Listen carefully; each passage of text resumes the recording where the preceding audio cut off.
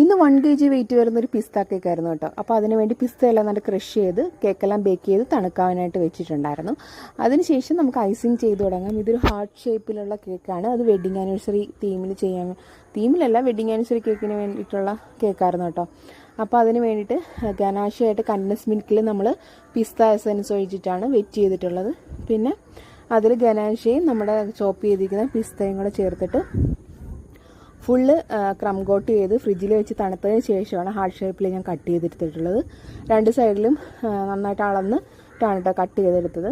പിന്നെ നന്നായിട്ട് ഫിനിഷ് ചെയ്തെടുത്തതിന് ശേഷം സൈഡിൽ ഇങ്ങനെ സ്പാച്ചുല ഡിസൈനാണ് കൊടുത്തത്. പിന്നെ മുകളിൽ ഗനാഷ വർക്കും കൂടെ കൊടുക്കുന്നുണ്ട്. കേക്ക് ഓവർനൈറ്റിൽ വെച്ച് നന്നായിട്ട് തണുപ്പിച്ചതിന് ശേഷമാണ് ഗനാഷ ഞാൻ രാവിലെ ആട്ടോ ഒഴിച്ചു കൊടുക്കുന്നത്.